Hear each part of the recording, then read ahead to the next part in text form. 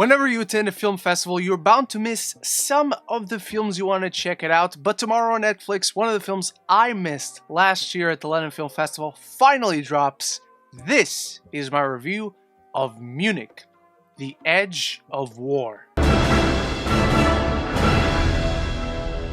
As Adolf Hitler is preparing to invade Czechoslovakia and Neil Chamberlain's government desperately seeks a peaceful solution, we follow a British civil servant and a German diplomat as they travel to Munich for the emergency conference, as pressure builds on both sides and these two just happen to be former colleagues from Oxford. Now, before I properly start with my review for Munich, The Edge of War, I want to know your thoughts. Did you check it out back during festival season? Have you seen it early as well during its select theatrical run?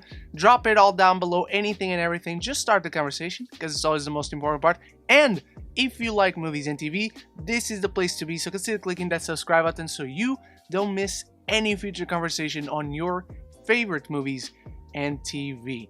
I'm finding that nowadays we're getting more of these kind of behind the scenes stories when it comes to World War II. We're not really getting the proper war films so much anymore, but more of these secret per se heroes of the war that try to avoid it at all costs. And what I like about this one is that it focuses on this friendship that was damaged by political beliefs and by the political sphere around them. It shows us how the social political atmosphere interfered and got in the way of so many lives, where we have someone who is working for the British government and the pressures of his job just interfere with him trying to fix his marriage. And then we have someone that went on a path of believing in Hitler but now belongs to the secret Hitler opposition. And we're allowed to see a friendship that was torn apart due to personal political ideologies. And I find that richly compelling, where we have two people with such strong core beliefs that identify them so much, and how that put them in different paths in life, but also how it brought them back together. And the performances are stellar as well. George MacKay I'm already a huge fan of, so I wasn't surprised at seeing how good he is, but Jannis Niewöhner, I hope I'm pronouncing that right, he grounds this film a lot, and I was so interested in the struggles of this character. And through them, the fact that they're coming back together, the fact that this friendship that is so damaged, you don't really know what's going to happen when they finally meet each other. And so up until their meetup, the film is all suspense and tension, to the point where it works so well on this personal level, on this small scale intimate story. Everything else just feels very by the numbers. And so when we finally get them meet up, you're only halfway through the film. And that's where my biggest issue with this film comes, is where it feels it plays its hand too soon. And so it's not like the second hour of the film is bad. It's just very standard.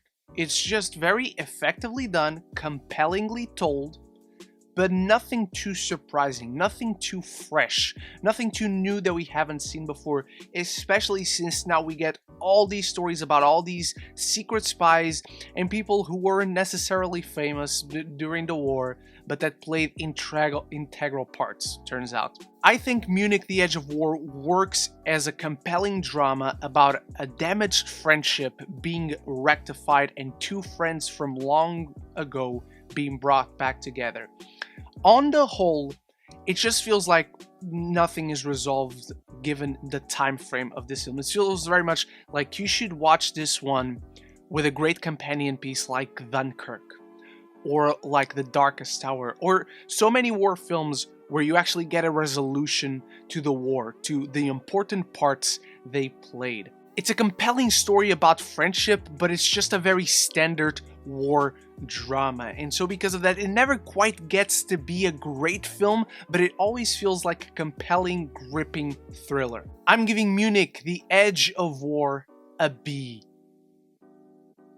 Those are my thoughts on Munich. The Edge of War drops tomorrow on Netflix, so I want to know your thoughts on it, anything and everything down there. And if you like movies and TV, this is the place to be. So if you enjoyed this video, make sure to click the subscribe button so you don't miss any future conversation on your favorite movies and TV. Thank you so much for watching. Thank you to my channel members Bruna and Stuart for making this video possible. There's a link down there for you to see if you want to become a channel member as well. Thank you so much once more for watching. Check out my review of episode 4 of Peacemaker, and I'll be back very soon with more videos. So until the next one, love each other and love the movies.